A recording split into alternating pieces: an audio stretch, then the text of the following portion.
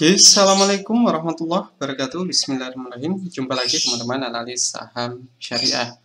Pada kesempatan kali ini kita akan membahas soal saham Soho. Jadi saham Soho ini sempat viral, sempat trending karena dibeli asing lebih dari 2 triliun dalam beberapa kali pembelian saja. Nah, ini kemudian menjadi trending dan kita akan lihat seperti apa valuasinya, prospeknya seperti apa, menarikkah beli di harga 7.000 saat ini atau mungkin di harga 4.700 waktu itu. Nah teman-teman, mungkin ada yang mencari analisa saham Kalbe Farma, saham KF. Kalau pada kesempatan kali kita akan lihat juga valuasinya sebagai perbandingan.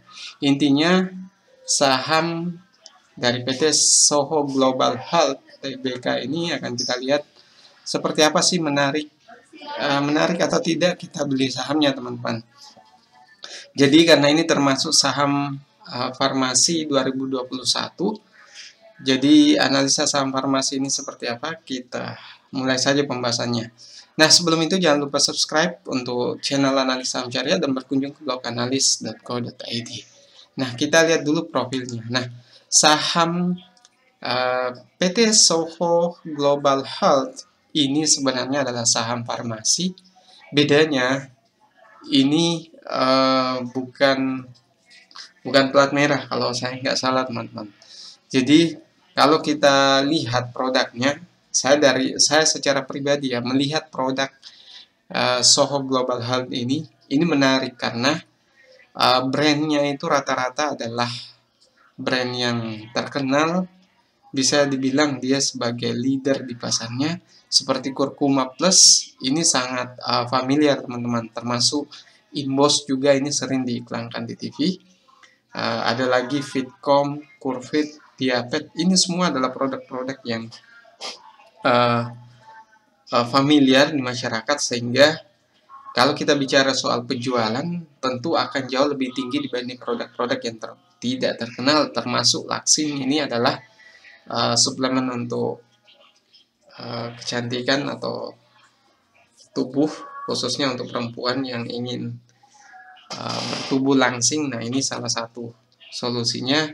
Kemudian Lelap juga masuk kategori produk familiar yang menurut saya sangat mudah kita temukan di apotek dan di toko-toko kelontong.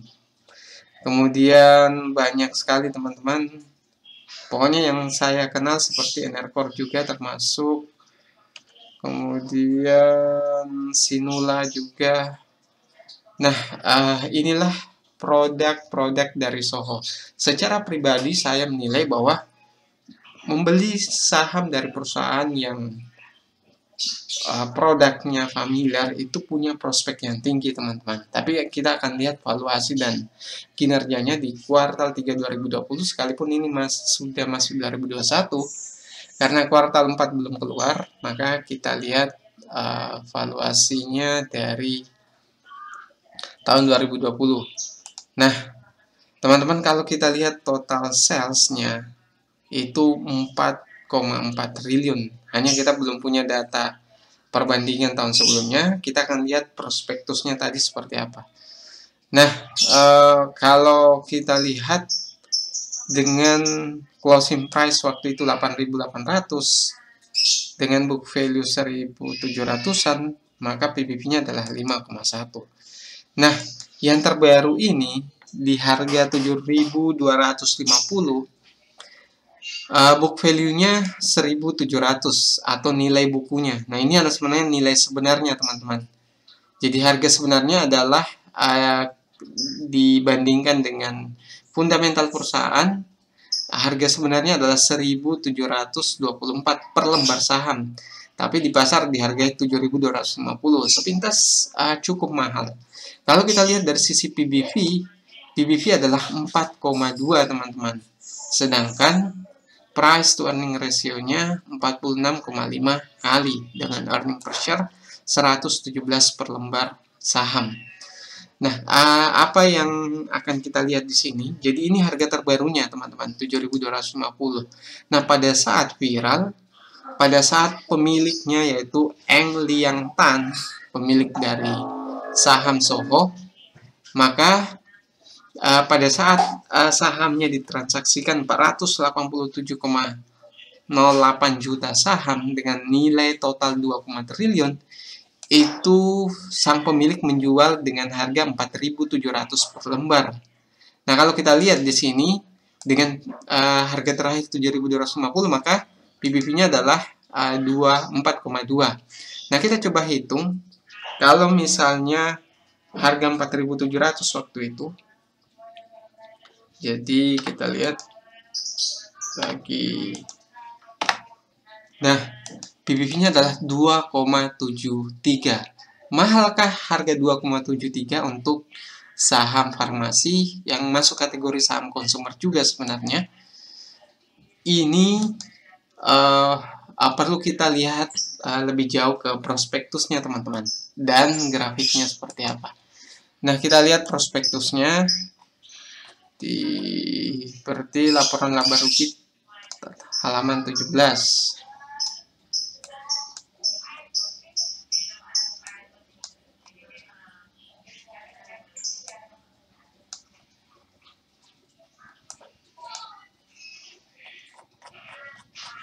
Kita lihat halaman 17 teman-teman. Oke. Laporan laba rugi dan penghasilan komprehensif lain, konsolidasian. Nah, teman-teman, di sini ada banyak sekali laba bruto, laba usaha, laba sebelum pajak, laba neto. Nah, kita lihat dulu pendapatan bersihnya, teman-teman. Kalau kita lihat pendapatan bersihnya mulai dari 2017 sampai 2019 itu naik. Nah, ini dalam jutaan rupiah berarti 4,047. Jadi kita anggap 4 triliun di 2017 naik menjadi 4,5 dan naik menjadi 5 triliun lebih di 2019. Hanya saja di 2019 itu pendapatannya mulai menurun, di mana perusahaan hanya membukukan 1,2 triliun pendapatannya atau penjualan bersihnya. Dan pada tahun 2020 pada saat perusahaan IPO di 1,6 triliun di tahun 2020. Ini adalah sebenarnya kuartal 3 teman-teman yang disetahunkan, karena sekarang baru bulan Januari, berarti biasanya kuartal 4 2020 itu akan rilis di bulan Maret, maksimal bulan Maret teman-teman. Nah, kalau kita lihat di sini, memang dia bertumbuh di 2017 sampai 2019. Tapi di 2019 turun dan naik lagi di tahun 2020. Nah, kalau kita melihat saham yang seperti ini sebenarnya prospeknya masih menarik, karena di tahun 2020 bisa bangkit kembali, dan biasanya growth investor itu akan membandingkan di 2 tahun terakhir. Dan 2 tahun terakhir ini faktanya adalah saham Soho pendapatannya naik teman-teman. Nah, kita lihat laba bersihnya. Laba bersih yang kita gunakan adalah laba tahun berjalan yang dapat diatribusikan kepada pemilik entitas induk. Kita lihat di sini juga labanya naik sampai 2018. Di 2019 turun, tapi yang menarik adalah laba bersihnya kemudian naik sekalipun masih rendah banding dengan pendapatannya 2019, tapi laba bersihnya malah lebih yang tertinggi saat ini, bahkan dibanding 2019 di puncaknya waktu itu teman-teman. Jadi ini bisa katakan sebagai sinyal positif untuk saham ini, karena kita melihat dari laba bersih yang naik signifikan dibanding 2018 yang merupakan titik tertingginya sebelum turun di tahun 2019. Ini adalah salah satu sinyal positif bahwa perusahaan kemudian mampu bertumbuh dan mampu mengembalikan kinerjanya pada saat 2019 sempat turun di 1,2 triliun dan laba bersih 69, ini bukan triliun ya teman-teman, 69 miliar, kemudian ini 186 miliar. Nah, ini sinyal positif, tapi kita lihat bahwa secara teknikal pada saat baru melakukan IPO, saham ini naik sangat tinggi teman-teman. Ini hampir mencapai high-nya itu di 11.000.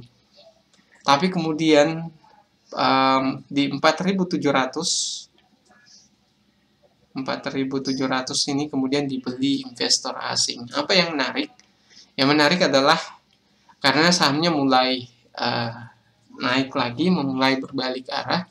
Dan teman-teman, secara teknikal, ini kalau kita melihat di MA50 dan MA20, ini positif teman-teman. Hanya untuk MA200 dan 100-nya belum bisa terlihat, mengingat bahwa perdagangan saham ini masih baru.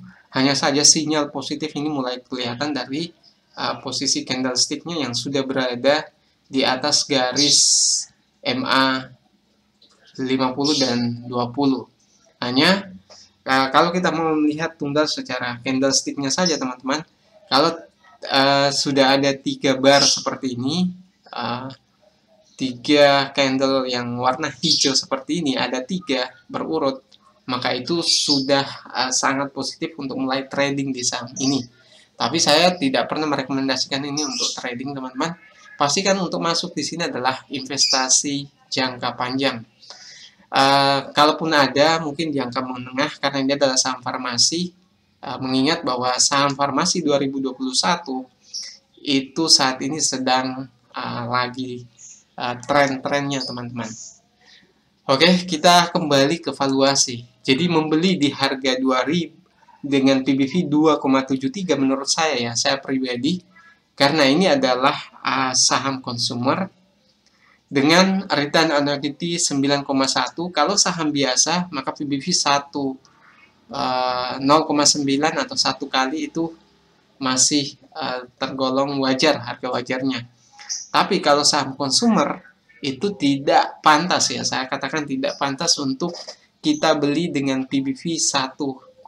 Biasanya kalau misalnya return on equity-nya misalnya 10%, maka PBV-nya bisa dihargai sampai 2 kali teman-teman.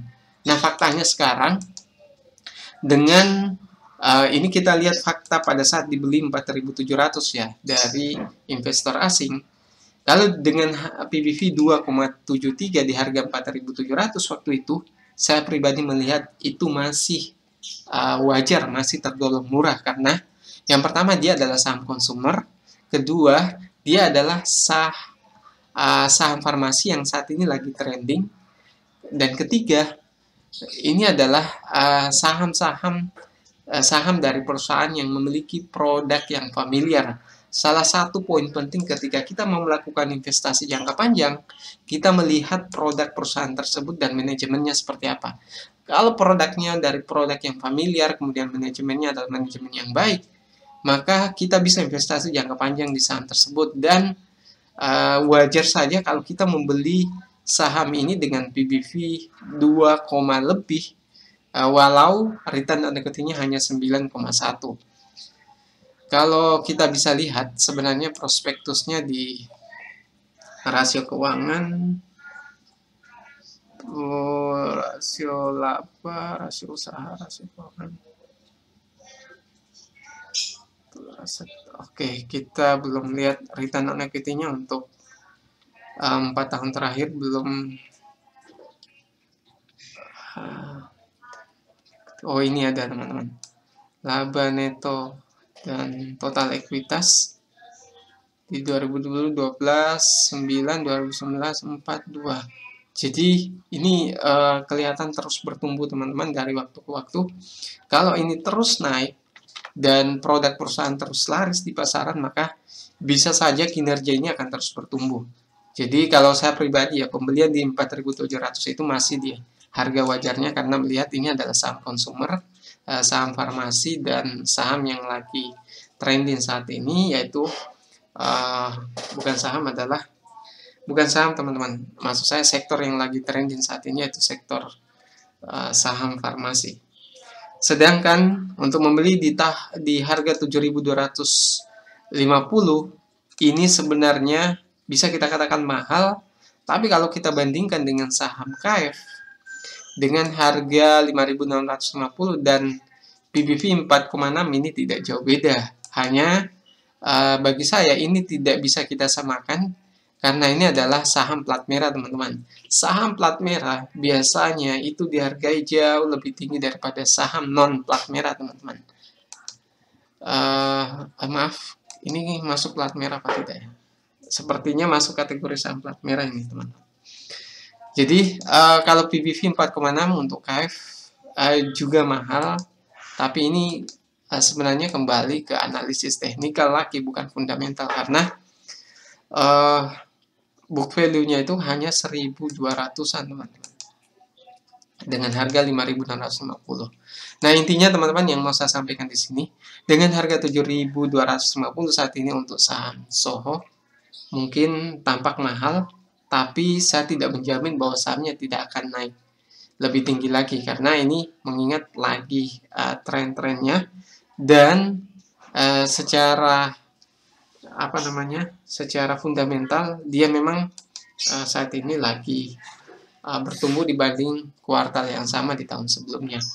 Hanya saja dari sisi risiko ini bisa saja turun berbalik arah kalau indeks harga saham gabungan juga mulai berbalik arah, teman-teman. Kalau bisa masuk di harga 4.700 ini sudah cukup menarik sekali, apalagi beli di harga IPO-nya waktu itu, mungkin itu akan jauh lebih menarik lagi. Tapi saya tidak yakin sahamnya akan turun di situ. Hanya saja kalau kinerja selanjutnya di kuartal 4 2020 dan kuartal 1 2021 saham farmasi ini bisa naik kinerjanya, maka sahamnya juga akan masih akan terus naik. Oke, mungkin itu yang bisa saya sampaikan, teman-teman. Intinya, mau investasi saham di saham Soho ini silahkan pertimbangkan di harga tersebut. Mungkin harus masuk, kalau misalnya mau masuk dengan dana, jangan dana sekaligus, beli bertahap. Kalau nilai untuk investasi jangka panjang, beli bertahap dulu. Dan kalau naik, saya sarankan stop dulu. Kita lihat nanti kinerjanya di 2020 kuartal 4 dan kuartal 1 2021. Oke, teman-teman, mungkin itu pembahasan kita soal saham Soho. Sekian dari saya. Assalamualaikum warahmatullahi wabarakatuh.